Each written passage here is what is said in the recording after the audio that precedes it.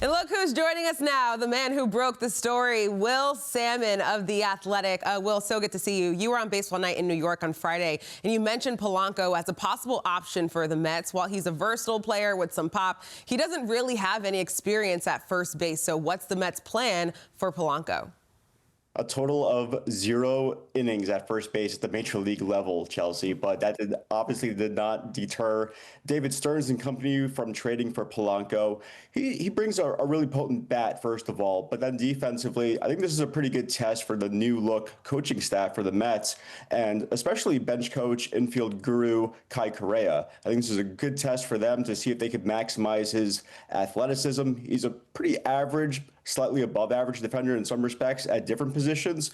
So the Mets are pretty confident that he could play some first base. They may do some other things there as well. And with the Mets and David Stearns, they like to get creative. So it doesn't really surprise me, actually, that they would go this route because they've done this in the past, actually. When David Stearns was in Milwaukee, he made a similar move, moving Keston Hiura to first base after he acquired a Gold Glover in Colton Wong. So perhaps with somebody like Marcus Semien and his elite range at second base, it could help as well on the right side of the infield with the defense.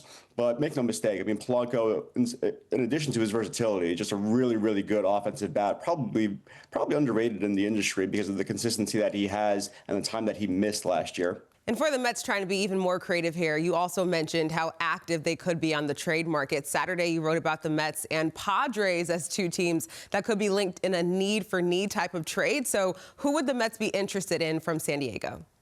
Yeah, it's a pretty long list, Chelsea. There's Ramon Laureano, the outfielder who could play a little bit of center field, but is probably better suited as a corner guy. There's Nick Pivetta, of course, the starter. There's Mason Miller, the elite reliever, whom the Mets actually tried to get last trade deadline and didn't work out. And there's a bunch of other relievers as well. That's a really talented, deep bullpen for the Padres. And the Mets are not alone with liking a lot of guys from the Padres. But Nick Pivetta in particular could be a really good fit for the Mets just because they've been canvassing the market for pitching, trade market, free agency. And Pivetta is one of those guys whose stuff really pops. And when I talk to people around the league just about different starters that, maybe a little bit on the rise, it's Nick Pivetta because of the stuff really translated last year. It's always kind of been there, but the consistency wasn't there as far as results go. Last year was different. He kind of put things together, and teams projecting him forward like what they see. So he's somebody to keep an eye on. The Padres are looking to move some cash this winter, and his contract is affordable, but probably a little bit too much for the Padres' taste right now. So I suspect he does get moved.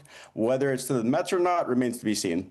All right, Will, and that begs the question, who might the Mets be willing to part with in a trade? So who's available and who's not?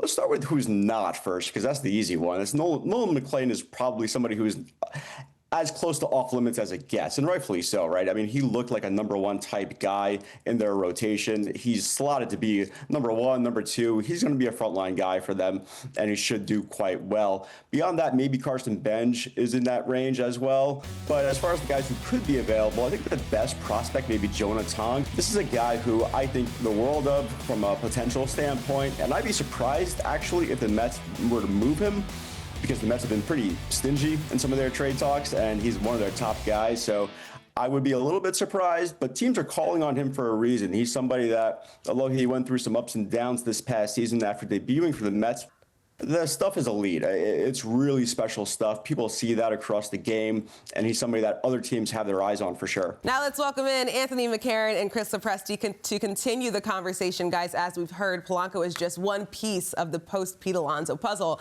Anthony, starting with you, what's your initial thoughts on the move? Well, he's a nice offensive player to me, Chelsea, and I think that that's a good step for the Mets. I wonder where he's going to play. I know Will was talking about DH, some first base. I'm not really clear on how it enhances the Met run prevention if they're going to use Polanco at first base sometimes when he's never really played there in the major leagues. Right. That's a new one on me. I don't want to quote Moneyball or anything. Actually, I do want to quote Moneyball. It's incredibly hard to play first base. So this is not something something that I'm, I think it's kind of a pipe dream for them to think they can teach him how to play it during spring training and the rest of the winter. That said, if he's going to DH a lot, I know he presents some versatility, a couple of different positions. He's a switch hitter, got some pop, obviously. I mean, a few years ago, he had 70 extra base hits for the Twins.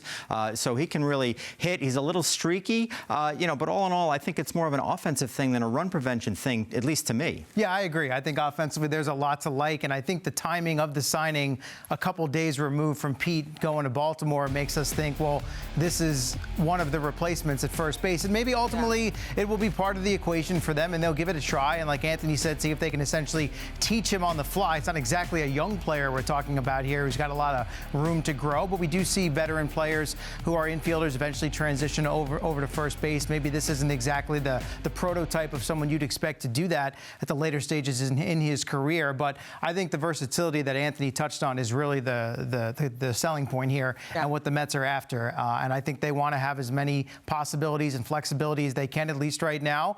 And it's a guy you can bring in and know he's in the fold, and they can continue to search for maybe more significant, long-term, or regular answers at first base as the offseason continues. But it's at least good to have his bat in right now and some veteran leadership as well.